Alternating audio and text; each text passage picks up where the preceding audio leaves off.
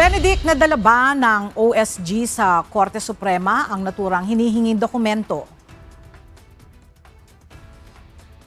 Magandang umaga, Ella. Inihayag ni Solicitor General Darlene Berberabe na bigo silang makahingi nito ngang kopya ng supporting documents mula sa Senado at maging sa kanila ay ang furnished copy nito ngang BICAM report.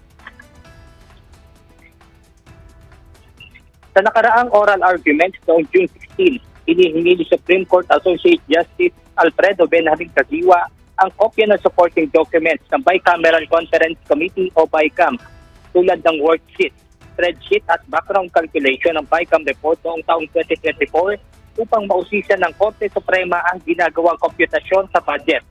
Ngunit hindi umano ito na ibigay ng hingi ng Office of the Solicitor General upang ipakita sana sa pagpapatuloy ng oral arguments ngayong araw.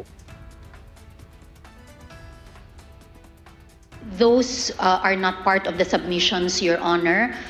We relayed to our clients, the House and the Senate, and they furnished us with the BICAM report and their joint explanation of the differences in that were effected in the changes during the BICAM meeting, Your Honor. Dagdag pa ni Solgen Berberabe, mayroon din umanong institutional concern base na rin sa umiiral na patakaran sa Kongreso kung kaya't sapat na nila para isumite ang kopya ng BICAM report at joint explanation. May I share with you, like, there are some institutional concerns also for them. They were saying that we have already provided the BICAM report and the joint explanation, which are all that are required under their rules, Your Honor. At dahil hindi nadala sa SC ang supporting documents, nais ni Justice Caguioa na pagsumitihin ng compliance sa korte ang kinatawan ng mababa at mataas na kapulungan ng Kongreso kaugnay sa hinihinging dokumento ng Korte Suprema.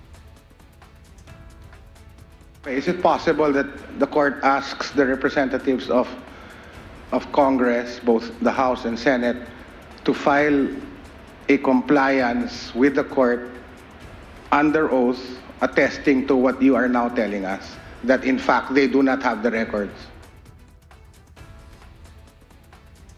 Ella, sa ngayon ay nagpapatuloy itong interpellation o pagtatanong ng mga maestrado at kanina bago sumalang sa pagtatanong si Associate Justice Raul Villanueva ay muli nitong sinabi ito nga na I hate unprogrammed appropriations packeted.